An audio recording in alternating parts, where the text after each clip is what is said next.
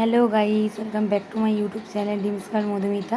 তোমরা সবাই কেমন আছো? আশা করছি তোমরা সবাই ভালো আছো, আমিও অনেক ভালো আছি। বলো তো আমি আজকে কোথায় যাচ্ছি? রেডি হয়ে যাচ্ছি আমি এক জায়গায়। হচ্ছে কি, তোমরা তো বুঝতেই পেরে গেছো আমি কোথায় যাচ্ছি, কারণ তোমরা থাম্বনেল দেখে ফেলেছো আর বুঝতেও পেরে গেছো আমি কোথায় যাচ্ছি। দেখো গাইস, বাড়ি থেকে বাস ধরে আমরা ডায়মন্ডে নেমে গিয়েছি। ডায়মন্ড স্টেশন থেকে ট্রেনে উঠে গিয়েছি। যে বসে আছে এটা আমার হলো দাদা, আমার নিজেরই দাদা। তো আমার দুজনের একটা জায়গায় যাচ্ছি।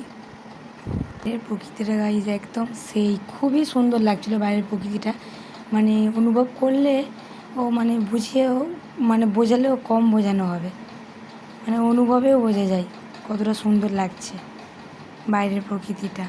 তো গাইজ আরেকটা স্টেশনে চলে এসেছি, গড়িয়াতে। আমার নাম্বারটা অন্য জায়গায়, তো গড়িয়া স্টেশন চলে এসেছি। আমাদের ট্রেনের পাশ থেকে আরেকটা ট্রেন যাচ্ছিলো, তো আমি ওই জন্য ভিডিওটা করেছি। দেখো গাইজ ট্রেনের স্পিড দেখেছো, একেবারে ঝড়ের গতিতে ছুটছে। আমফান না কি মানে বোঝাও যাবে না।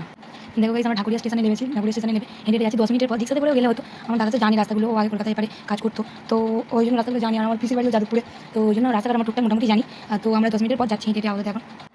দেখো গাইস, আমরা চলে এসেছি আর হচ্ছে কি লাইনে দাঁড়িয়ে গিয়েছি। প্রচুর ভিড় আর প্রচণ্ড লাইন, মানে এটা কি হচ্ছে আমি বুঝতে পারছি না। এত লাইন, মানে আমাদের যত মানে পশ্চিমবঙ্গের মধ্যে যত মানে লোক ছিল, মানে এখানে এসে ভিড় করেছে।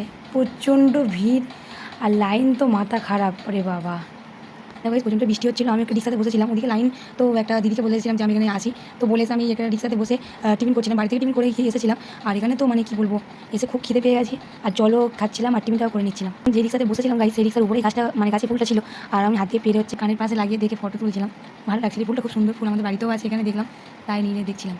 দেখো খাওয়া দাওয়া করে আমি আমার লাইন দিতে এসে গেছি। দিদিগুলোকে বললাম তোমরা টিফিন করে এসো, বলতে ওরাও অনেকজন গেল। সামনে পিছনে অনেক লাইন, আমার এই পিছনে গাড়ি প্রচণ্ড লাইন, আমার সামনে তো মানে বলা যাবে না কত দূর থেকে লাইন দিয়ে এসে। দেখো এখন হচ্ছে গেট বন্ধ করে দিয়েছে 3:30 4টে পর্যন্ত, মানে মানে অডিশন দেওয়ার ছিল, তো 3:30 পর্যন্ত দিয়ে গেটটা বন্ধ করে দিয়েছে। আর মানে লোক চেয়েছেন, আর পাবলিক তো প্রচণ্ড রেগে গিয়েছিল, মানে মারামারিও হচ্ছিল ওই বাড়ির দিকে, আর ঝগড়া হচ্ছিল। অনেক দূর থেকে যারা এসেছে তারা রাত্রে থেকে ওখানে সকালে লাইন দিয়ে অনেকের হয়ে গিয়েছে, অনেকের হয়নি, তাই ঝগড়াও হচ্ছিল, মারামারিও হচ্ছিল। পুলিশ শেখাচ্ছিল অনেকে কীভাবে থাকে। পাবলিক তো মানে বুঝতে পারছে প্রচণ্ড খেপে গেলে এটা হয়। ভিড় মারামারির কারণে গাইস মানে এতটা মানে পুলিশরাও রেগে গিয়েছিল। ওখান থেকে মানে মাইকে অ্যানাউন্স করে দিচ্ছিল যে অন্য সময় মানে আরেকটা ডেট দেওয়া হবে, তারা অডিশন দিতে পারেনি তাদের জন্য। আর মানে ডেট দিলে অনেকে মানে সুবিধা হবে, অনেকে তো বুঝতে পারছে ডেট হবে, এরকমই বলবো। ওখান থেকে অনেক কথাই বলছিল, খারাপ খারাপ কথা মানে বলারই কথা, কারণ এরকম করা উচিত না, যেহেতু 8 ঘন্টা বাকি ছিল, গেট বন্ধ করে দিয়েছিল।